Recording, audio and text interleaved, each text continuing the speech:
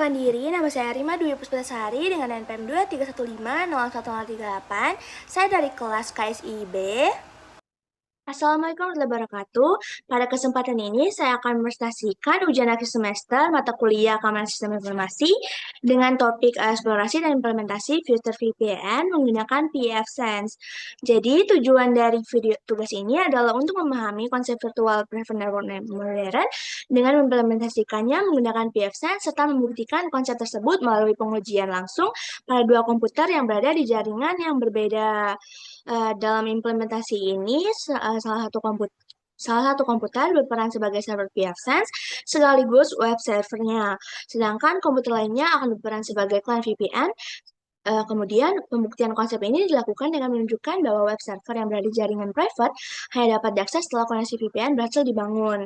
Jadi, melalui presentasi dan video ini, saya akan menjelaskan konsep filter VPN, proses konfigurasi pada VFSense, serta hasil pengujian yang membuktikan bahwa sistem VPN mampu menyediakan koneksi yang aman dan transkripsi. Jadi, di sini terdapat dua komputer yang terhubung menggunakan kabelan. Bisa dilihat bahwa kabelan ini menghubungkan dua komputer, di mana salah satu komputer itu berperan sebagai server pfSense sekaligus web server, sedangkan komputer lainnya itu akan berperan sebagai client VPN.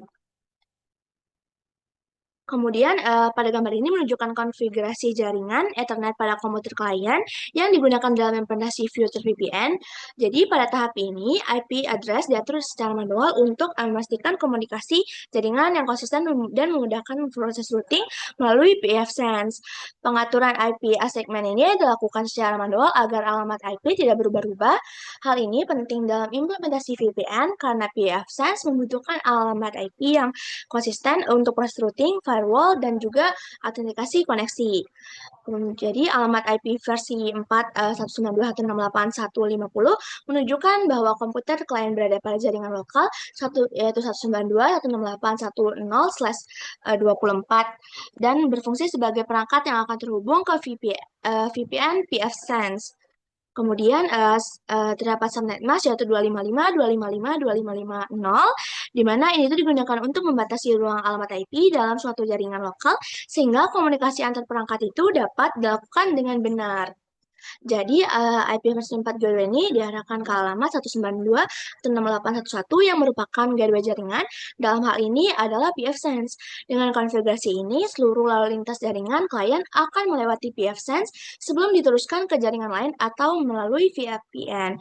Dan DNS server akan diatur secara manual menggunakan 8.8.8.8.8 untuk memastikan proses resolusi nama domain berjalan stabil selama pengujian VPN dan akses web server. Dengan demikian, konfigurasi pada gambar ini memastikan bahwa komputer klien siap untuk melakukan koneksi VPN secara terkontrol dan aman, serta mendukung proses pembuktian konsep Future VPN menggunakan pfSense. Lalu di sini terdapat firewall, jadi pada gambar ini menunjukkan pengaturan firewall dan juga network protection pada sistem operasi Windows yang digunakan sebagai komputer klien dalam pengujian Future VPN. Jadi pada tahap ini Windows Defender Firewall itu dinonaktifkan dulu sementara untuk menghindari pemblokiran lalu lintas VPN dan web servernya. Sehingga fokus pengujian ini akan diarahkan pada mekanisme keamanan yang disediakan oleh pfSense. Nah, firewall ini memiliki peran penting dalam menyerang lalu lintas jaringan. Apabila tidak dikonfigurasi dengan benar, maka firewall ini dapat memblokir port dan protokol VPN sehingga koneksi itu akan gagal terbentuk.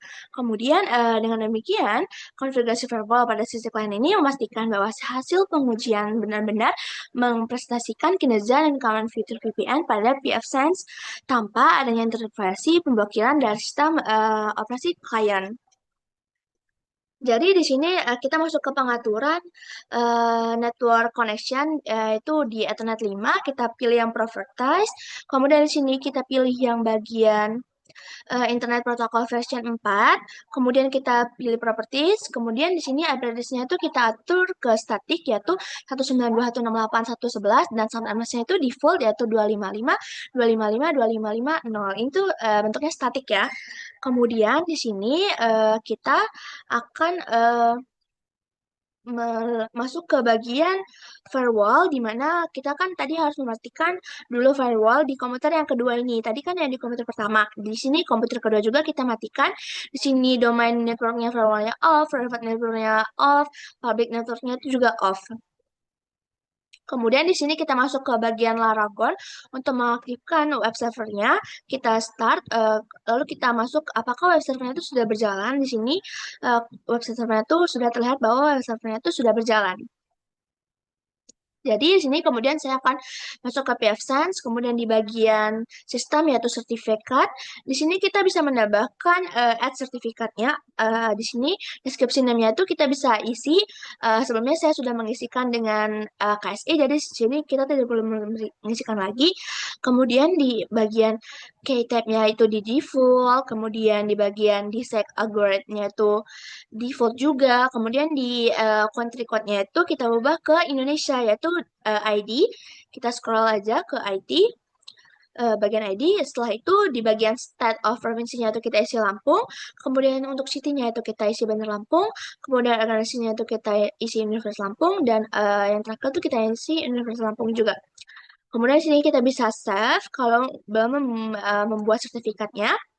Kemudian di sini terdapat sertifikat yang telah saya buat sebelumnya, di mana terdapat nama sertifikat, issuer-nya, kemudian distinguished name-nya, kemudian in use, dan action dari sertifikat yang sudah saya buat sebelumnya. Di sini saya sudah buat sebelumnya yaitu issue-nya KSI dengan nama KSI sertifikat, server sertifikat, CA-nya no, servernya yes. Di issue-nya ini bisa dilihat bahwa saya mengetikkan tadi itu deskripsinya KSI.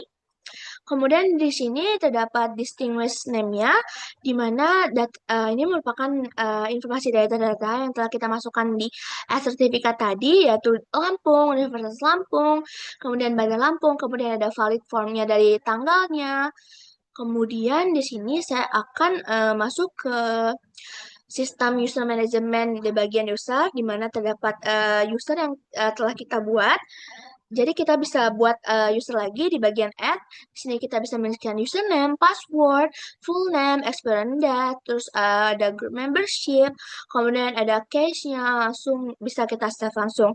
Di sini bisa balik lagi ke user, kita bisa ngedit untuk mengganti nama username-nya atau passwordnya juga, dan semua data yang kita masukkan di add tadi. Kemudian di sini terdapat grup dari user tersebut, di mana di bagian grup itu terdapat all user dan adminnya. Jadi ada deskripsinya yaitu all user dan sistem administrator yang membernya itu ada 2 dan juga 1. Kemudian bisa kita change password, di mana passwordnya itu bisa kita ganti. Kemudian ada di authenticity server, di mana ini tuh server name-nya tuh local database dan host name-nya tuh pfSense. Kemudian kita akan masuk ke bagian sistem, di bagian di bagian kita masuk ke VPN, kemudian di Open VPN. Kemudian di sini bisa kita buka di Open VPN server. Jadi kita bisa nambahkan servernya, di mana kita harus mengisikan deskripsi, kemudian server mode-nya, protokolnya, device modenya, kemudian interface, kemudian local port-nya, kemudian cryptography safe setting-nya. Kita harus isi semua dengan peer sertifikatnya itu yang sudah kita buat sebelumnya, yaitu sertifikat KSI. Kemudian di sini ada data encryption algoritmnya. Kemudian kita bisa simpan, scroll di bagian bawah, dan kita bisa mengisi interval serta timeout, serta mengubah gateway creation-nya itu ke IP versi 4 only atau versi 6 only. Kemudian kita bisa langsung simpan. Itu penjelasan di OpenVPN server. Kemudian di bagian OpenVPN clients ada client server overrides, kemudian ada wizard, di mana ini wizard tuh tab servernya adalah local user access. Kemudian di sini kita masuk lagi ke bagian VPN. Yang bagian OpenVPN tadi, di mana di bagian client export ini fungsinya untuk melihat client connection behavior atau client export Jadi ini ada hostname resolution-nya, terus ada verify version-nya. Kemudian bisa dilihat bahwa untuk tampilan dari laporan ini kita bisa export inline configuration yaitu most clients atau Android atau OpenVPN Connect, banyak macam-macamnya. Di sini saya akan mengecek apakah IP config dari komputer pertama, yaitu untuk di sini jadi IP versi 4 address dari komputer pertama yaitu 192.168.1.50. Kemudian di sini untuk bagian komputer kedua, saya akan mencek IP-nya juga yaitu 192.168.1.11 untuk IP versi 4-nya. Kemudian di sini saya akan login ke bagian admin PFSense. Kemudian di sini ya sudah berhasil masuk ke bagian IP PFSense dan masuk ke bagian firewall, kemudian dimasuk ke rules, kemudian ada voting, one dan juga LAN-nya. Di sini bagian IP versi 4 dan IP versi 6-nya ada di sini untuk di bagian LAN-nya. Kemudian di sini saya masuk ke bagian komputer lagi, saya akan meng-ping di bagian ping 192.168.1.50 untuk ping komputer 1, yaitu di sini sudah berhasil mengeping. Kemudian di sini saya akan masuk ke komputer kedua, yaitu kita akan ping komputer 192.168.1.11. Di sini bisa kita ping, kemudian di sini pingnya adalah berhasil juga. Jadi kemudian di sini adalah tampilan dari web server yang berhasil kita buka, di mana web server private ini berhasil kita buka dari komputer pertama ini. Kita membuka web servernya kan yang private 192.168.1.50, lalu kita buka di komputer kedua. Nah, itu sudah berhasil untuk membuka uh, web servernya. Jadi sebagai penutup uh, berdasarkan hasil implementasi dan pengujian yang telah dilakukan, dapat disimpulkan bahwa filter VPN dan PFSense berhasil diimplementasikan dan berfungsi sebagai dengan konsep yang dirancang. Pembuktian konsep ini ditunjukkan melalui kebersihan klien VPN dalam mengakses web server yang berada pada jaringan private secara aman yang sebelumnya tidak dapat diakses tanpa koneksi VPN. Jadi hal ini membuktikan bahwa PFSense mampu menyediakan mekanisme keamanan jaringan melalui enkripsi, autentikasi, dan pengolahan akses yang baik. Jadi diharapkan implementasi ini dapat memberikan pemahaman praktis mengenai penerapan VPN modern dalam menjaga keamanan sistem informasi, khususnya dalam skenario akses jarak jauh terhadap layanan internal. Demikian presentasi ujian akhir semester yang dapat saya sampaikan. Saya ucapkan terima kasih atas perhatian Bapak. Apabila terhadap kekurangan, saya mohon maaf. Wassalamualaikum warahmatullahi wabarakatuh. Terima kasih.